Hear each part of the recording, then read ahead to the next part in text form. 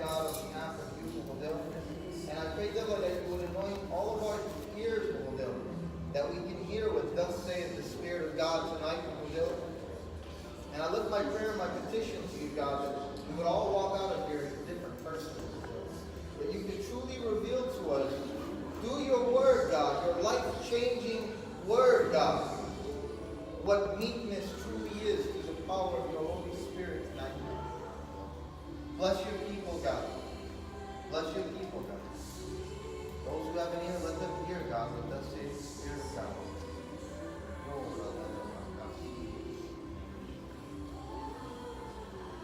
Let's dedicate this time to you. Thank you, King Jesus.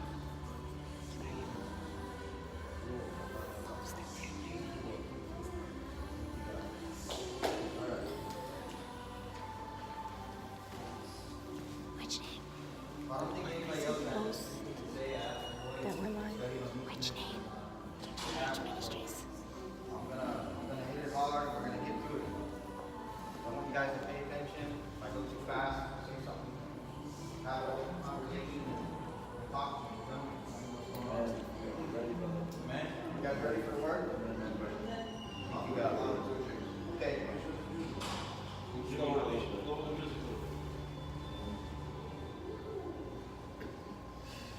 You know, we've been studying the Beatitudes of God for the last couple of weeks. Right now, we're at our halfway point, and the Lord has instructed us.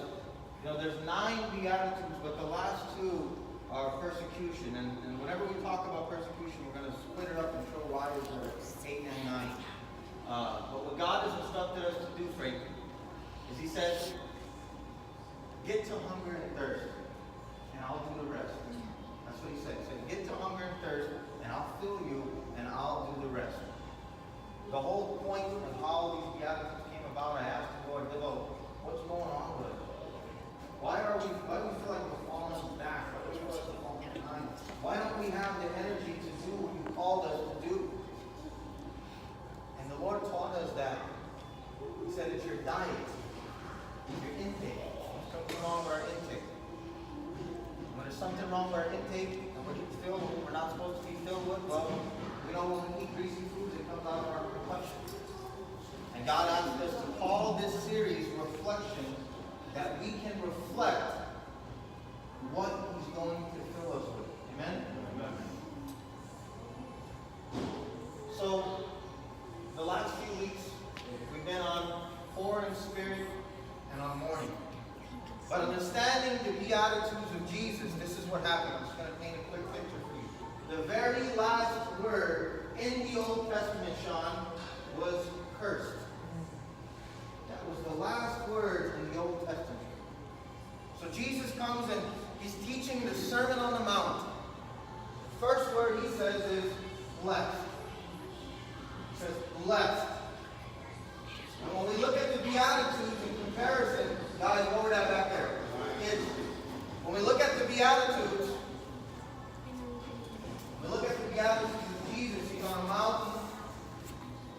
He's given the Beatitudes, the blessed Beatitudes.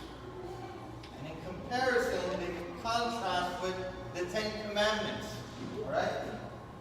The 10 Commandments, when you look at them, is the law. And in the law, it teaches you how to behave. When Christ comes, He says,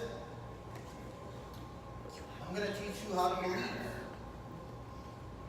I'm going to teach you how to believe. And faith is what's going to heal you. Faith is what's going to get you to me. Faith is going to make you blessed. The word blessed means to be richly happy. That's what the word blessed means. So when we look at the Beatitudes of Jesus, He's getting everything that we know and He's flipping it upside down. The world that we're used to living in is flipped upside down. And I want to give a lot of credit to a lot of people over this past week. God has been pouring into me from a lot of good books we've read. Charles Spurgeon, Colin Smith, even Pastor Angelo this last Sunday talked about us being foreigners from a different world and learning how to adapt everything that's against it. So when we look at words like blessed, being poor in spirit, that makes no sense to us. Blessed being poor, blessed being in mourning, blessed being meek, this makes no sense. This makes no sense to our carnal mind and flesh. It makes no sense at all. So the things that we're used to of the world is the world and the movies and the things that we see are constantly encouraging us, saying, you know what? You got to believe in yourself. You've got to believe in yourself. You've got to trust in your heart. Go with what your heart says. Go with what your instinct says. But that goes against the entire Bible. That goes against everything Jesus stands for, because it's the opposite. He clearly teaches us, do not lean on your own understanding. He teaches us that your heart will deceive you. He teaches you, trust in me alone. But what he's saying is the opposite. He's saying, doubt yourself. Doubt yourself and trust in me. That's what his point is doubt yourself and trust in me. But we're constantly trying to motivate ourselves when we feel down and out. As a matter of fact, everything we know in religion is completely opposite outside of faith, because religion teaches us, guys, check this out. Religion teaches us that you got to behave well in order to get what you want. You got to behave well to get what you want. Through your good deeds and your good action, God will have favor on you. And then with our judgmental attitude, we say, you know what? Luke got what he deserved because he was being bad. Well, that's the complete opposite of the gospel. That's the complete opposite of everything that Jesus stands for. The true believer knows that the blessing comes to those who cannot win God over with their actions. That's what the true believer knows, is that there's nothing that I can do, there's nothing that I have worthy to give to God. He has everything. The greatest prophet that we know outside of Christ is Isaiah. The man who wrote, by his stripes we are healed. He said in Isaiah chapter 6, in the year of Uzziah has died, I saw the Lord. He said, I saw the Lord. And look what his words was. His words were, woe is me. Woe is me, I am ruined. That's what he said. He said, woe is me, I am ruining, meaning that I have nothing to offer you. I have nothing to offer you. Standing in the presence of God makes you poor in spirit, to be completely dependent on Him and Him alone. That's what poor in spirit means. Alright? So when we look at the Beatitudes as a whole, you can't have one without the other. There's so many times that we looked at the Beatitudes and we just used them and took them out of context. When someone dies, we send them to Scripture. Well, blessed are those who mourn, they'll be comforted. That's not the mourning that it's talking about, but thank you for comforting your friend. But that's not the mourning that he's talking about. When someone is not doing very well in finances, we'll throw at them, you know what? Blessed are those who are poor in spirit, because you're going to go to heaven. That's not what it's talking about. Are you with me? It's not what it's talking about. The Beatitudes of Jesus is a sanctification process in each one of them that makes you holy and sets you apart from where you were. That's what holiness is. Holiness is setting you apart from where you were. We did an illustration last week that the Bible teaches us in the last days, I will be lifted up, Christ says, and I will draw all men to me. The word draw means to drag, literally to drag you away from what's got you bound. In the first week, we flipped these Beatitudes upside down. We started with poor in spirit on the bottom, and we showed that Christ wanted to escalate us to get to being persecuted. That's the final one. But we can't look all the way up there. We have to take it one step at a time. I heard a Gabriel say this. He said the Beatitudes are like swinging rings that you swing from one to the next. And the only way you can get to the next one is from the momentum of the previous one. That's what carries you to the next one. Are you with me?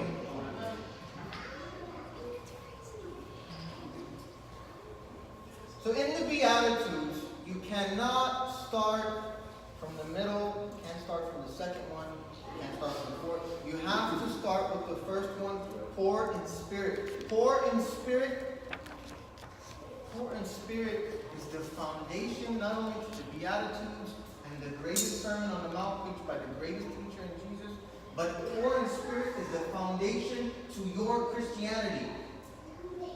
Outside of following Christ, Christianity doesn't exist. Are you listening? Outside of following Christ and being transformed in His likeness, Christianity doesn't exist. Okay? So as we look at the first one, what does poor in spirit mean? Poor in spirit means, like I was telling you, you go against everything that the world is telling you. And those of us who have that confidence in ourselves and believe in ourselves outside of God and believe that, you know what, I can do it when a promise comes, I got this. You literally take the place of God. You literally take the place of God. God teaches us that He is opposed to the proud and give grace to the humble. This is what the Bible teaches. And through studying the Beatitudes, it makes you really think, where is my heart at? Where does my confidence lie? Am I poor in spirit? Do I depend on Christ and Christ alone? Or am I still lacking confidence in myself?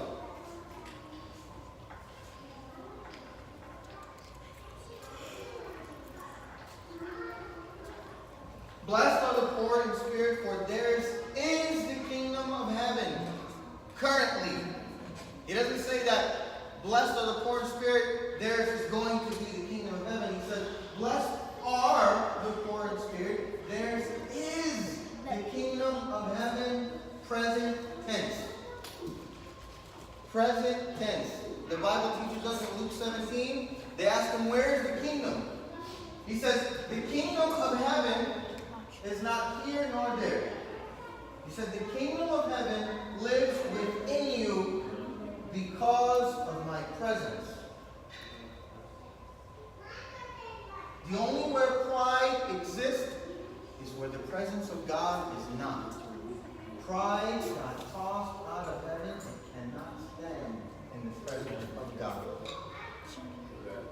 When Isaiah was seeing Jesus, was seeing God, the Bible teaches us that the smoke of His glory filled the room.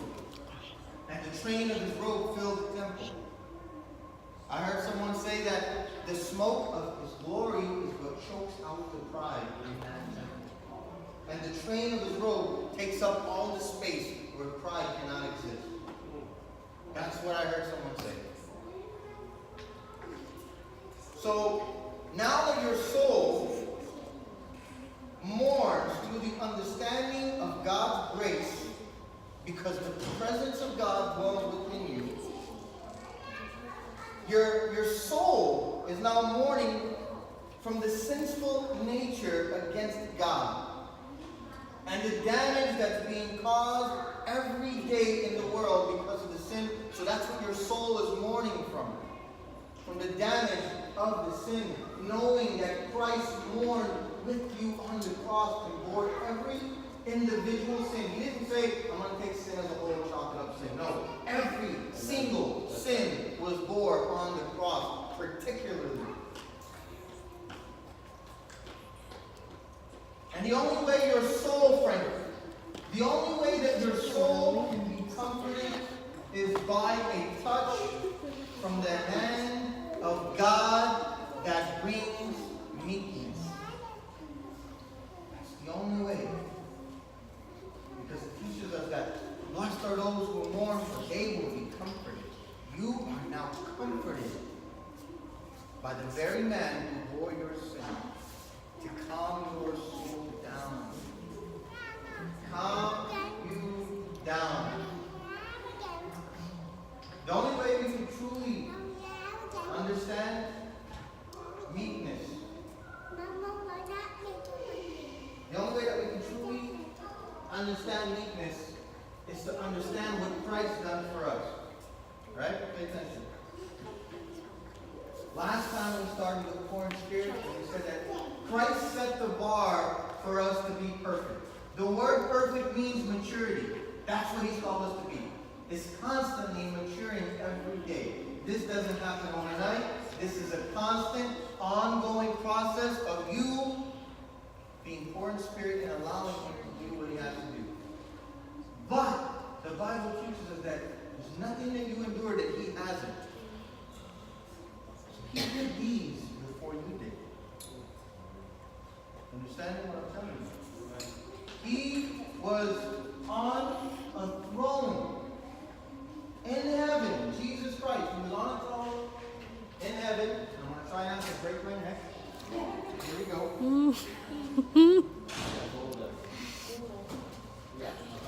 The man. This is what Christ was on the throne, watching everything that was going on. It's good. This is where he was, watching what was going on. And this is what the Bible teaches us. Go ahead. Well, he needs someone to read. You don't need to.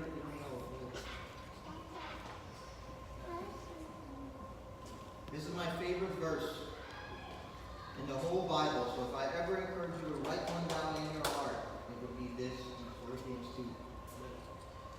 In your relationships with one another, have the same mindset as Jesus Christ, who being in very nature God, did not consider equality with God something to be used to his own advantage, but rather he made himself nothing. Rather, he made himself nothing. He became poor in spirit. He left the riches of heaven to come down after us. Poor in spirit. He knew what it was like for you. He mourned for you. He mourned for you. And he became meek. He lowered himself. That's meekness. Meekness is humility.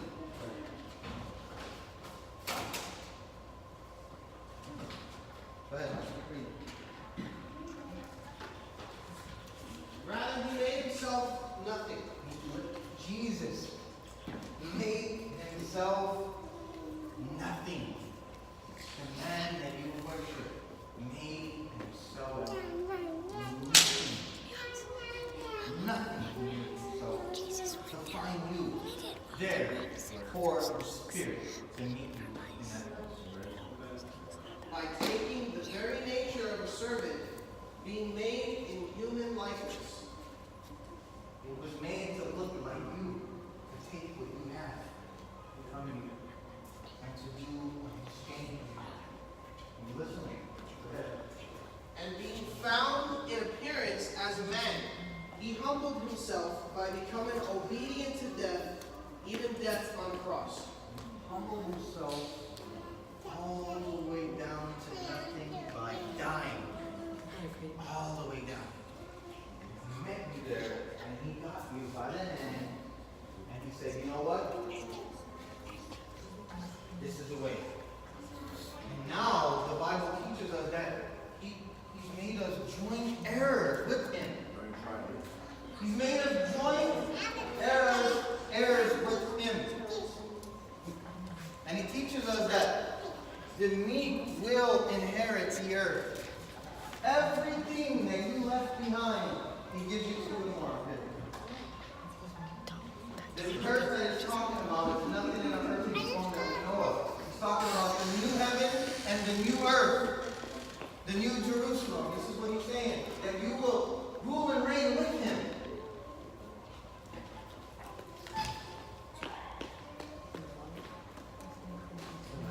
I'm almost done. I want you guys to get this. I got a couple application points. This really, really, really broke my heart. The only way that meekness can be described, the best way that I've heard, is we look at the Greek, we look at the Hebrew, we look at the English translation.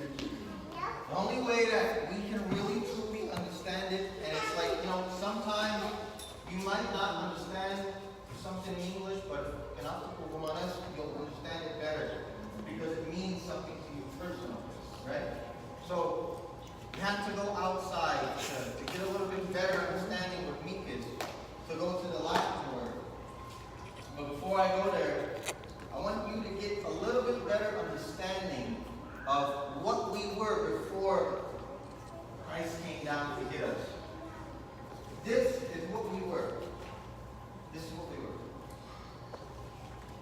In Jeremiah 3:24, the Bible teaches us that the Lord referred to his people as wild donkeys in the wilderness that sniffed at the thing that every desire.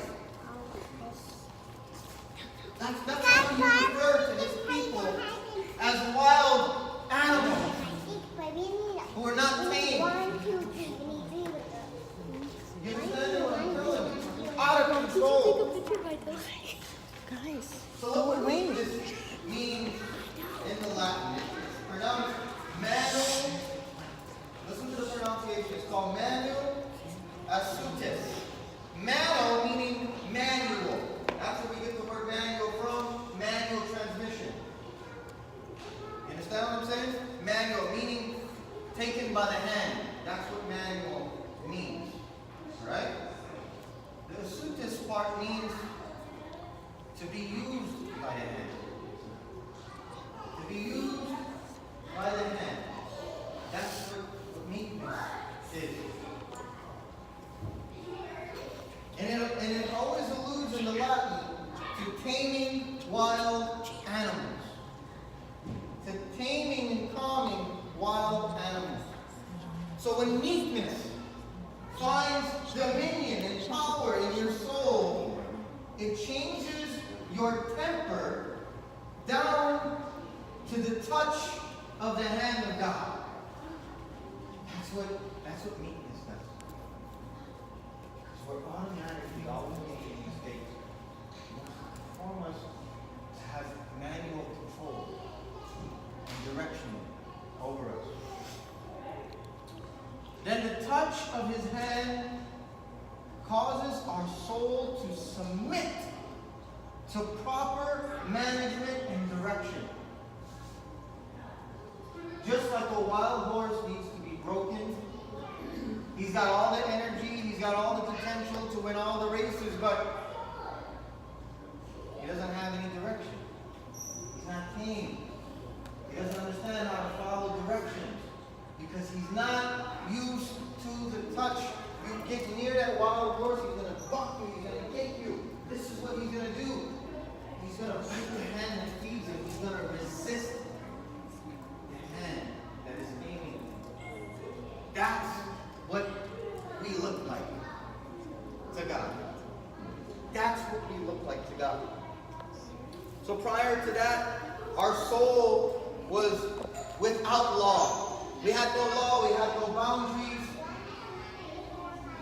And it was like a destructive, hot lava that was springing up from within you, that was constantly burning people. Constantly burning people. That's what was going on the inside of our soul, through our emotions. Because of our selfish emotions led us to those actions, the things that we said, the things that we've done, constantly leading with our soulish emotion that was like a wild animal. And suffer the repercussions and the reaction of what happened. But God wants us to grow out of that. Through meekness, He wants us to grow out of that. And what He wants to do is, He wants to take pride and exchange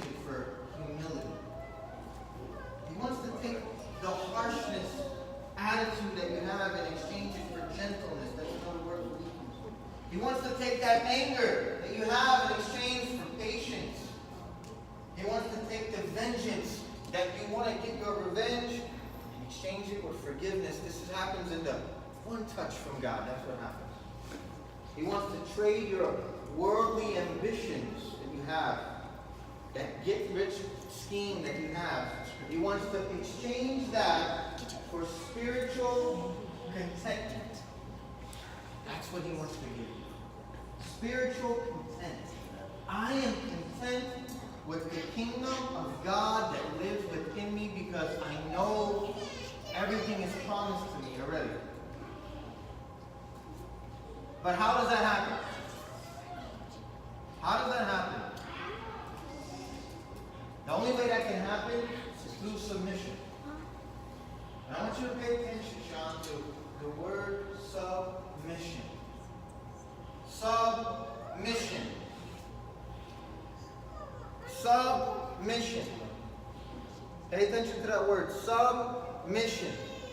The mission is to build a home. The mission is to build a home. That's everybody's mission, is to build a home, a place of contentment. Right? That's your mission. But the point is that the only way that you can build that home properly is by subbing your mission to Jesus.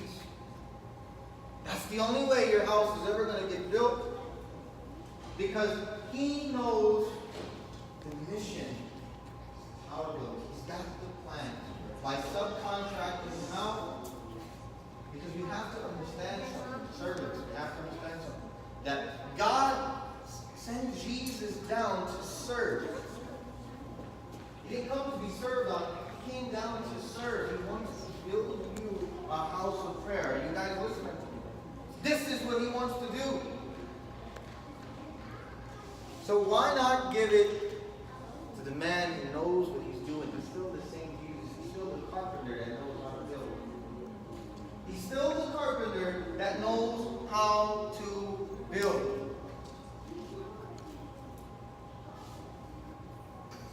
So by giving Jesus the opportunity to build your house, we know he's going to give it back to you anyway.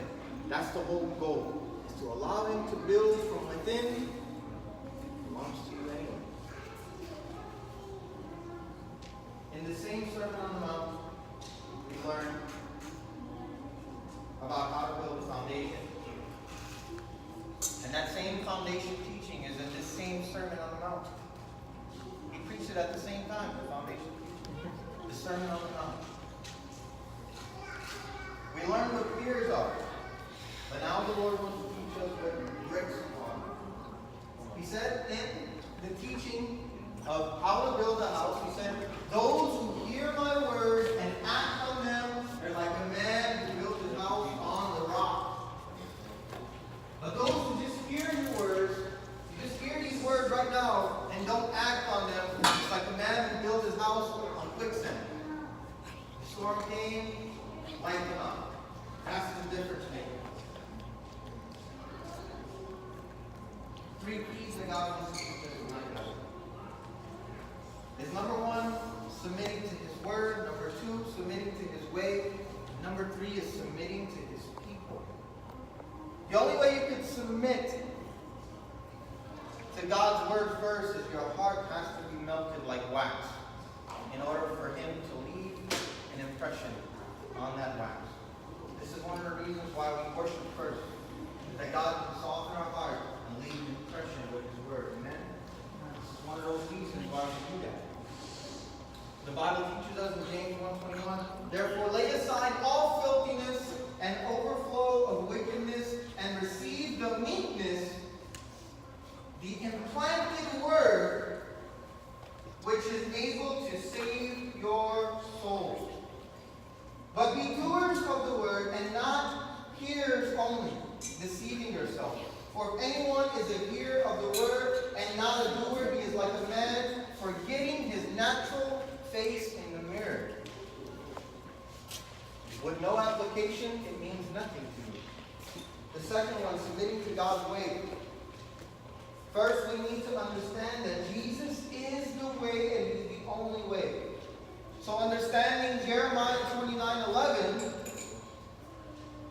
understanding Jeremiah 29:11 means that he knows the plans how to build that house and I don't. That's what understanding Jeremiah 29:11 is that he has the plan and the future and I don't. I know nothing. You must submit to him. Are you guys with me? Isaiah 55:8 says, "For my thoughts are not your thoughts, nor my ways your ways, says the Lord. For as the heavens are higher than the earth, so are my ways higher than your ways. And my thoughts higher than your thoughts. For as the rain comes down and the snow from heaven, and do not return, but water the earth,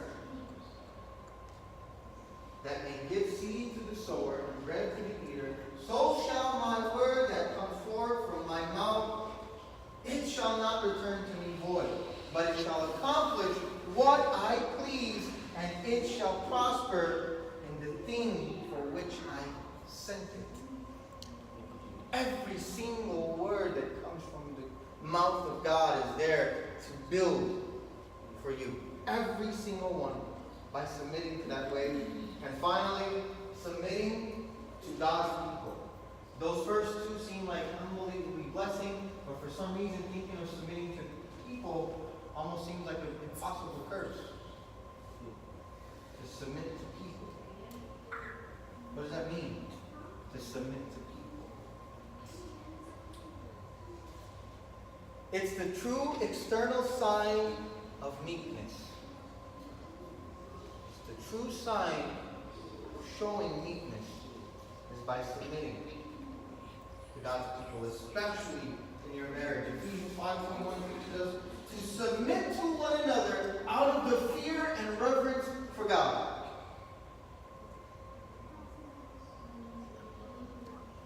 We learned first in our first series that to submit doesn't mean to be a slave to your spouse or to your friends.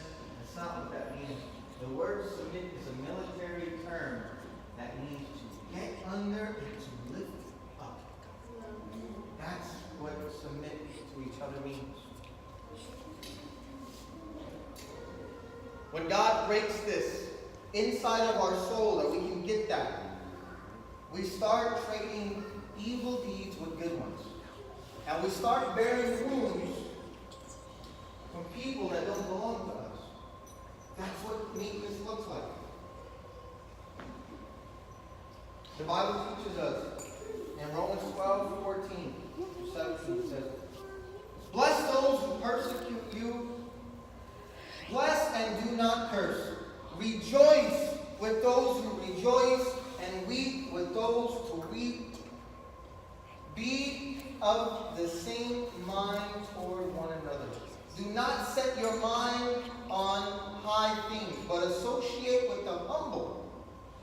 Do not be wise in another. Do not set your mind on the high things, but associate with the humble.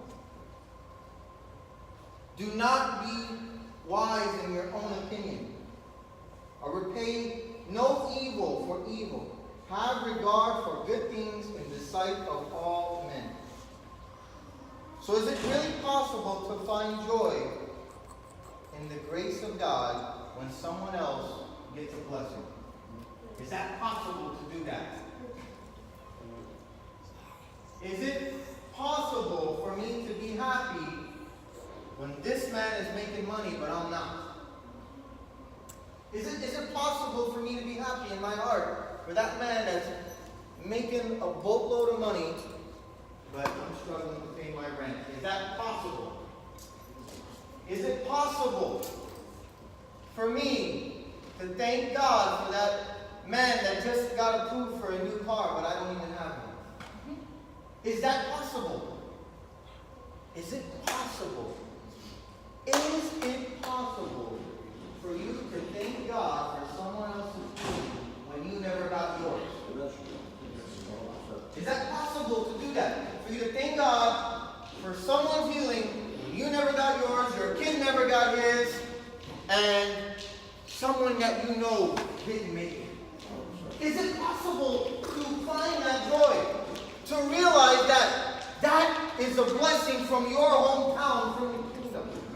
It's the same thing. Whether it was for you or whether it was for him, it's still a blessing from God. That is what true meekness is. That's submitting to God's people. Meekness is truly understanding the power in God's grace. That's what it's all about, and I'm done. I got 10 words and I'm done. Get this in your spirit.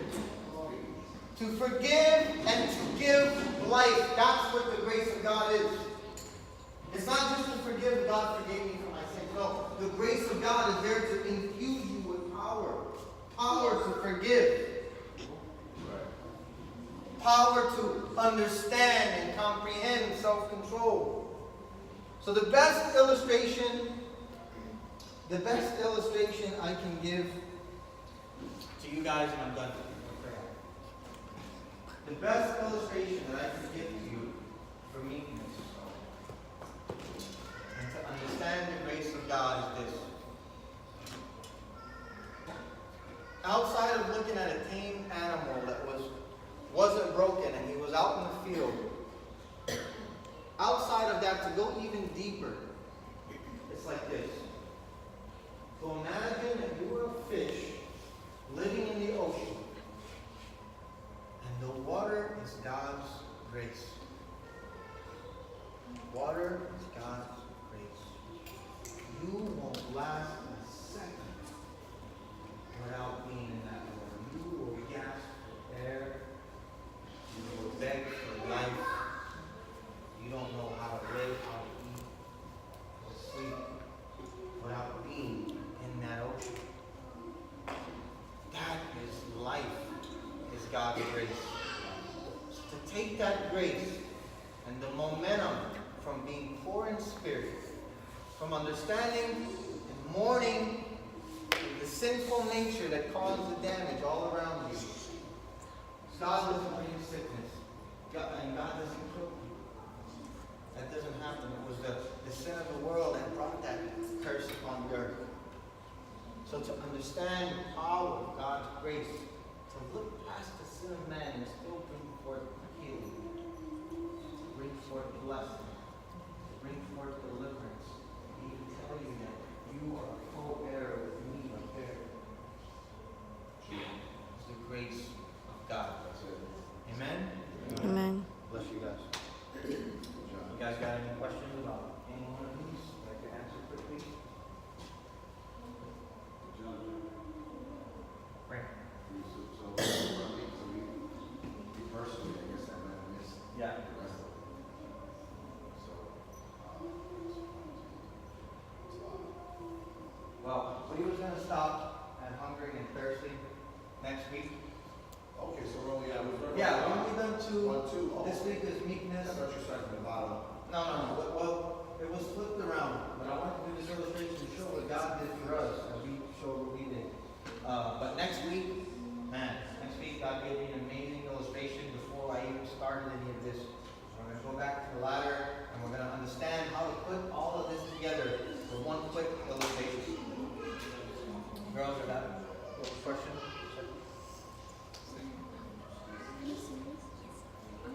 Savannah? Anybody got anything to imply? You said? Yeah. From what I looked at earlier in this week, the first time I started studying this a while back with the illustration, the first thing I found out was exactly what you said about the animals where they're tamed. And what I seen within this week, as I was studying, was that another way to interpret the word meek is gentle force or gentle power. And the first thing that came to my mind, because we talked about this 2 weeks ago, is Christ can be seen in each and every single one of the Beatitudes. And the way that Christ is seen in meekness is what version of gentle power is there better than God himself? The guy who created every single thing that there is, but he's gentle enough to wipe the tears of people. He has the power to destroy, but chooses not to because he himself is tame, gentle power. That's what he does. That's good stuff. That's right, man. But when we look at humble, we think of, oh, there's a chab. Can't help himself. Humble is power. The man that you pray for is the most humble. Moses himself, God calls the meekest ever. Moses led millions of people. Moses was the kind of guy that walked on the mountain and said, Lord, you know what? Mistakes take me. Blot my name out. That's what submitting to one another is. Amen? Let's pray.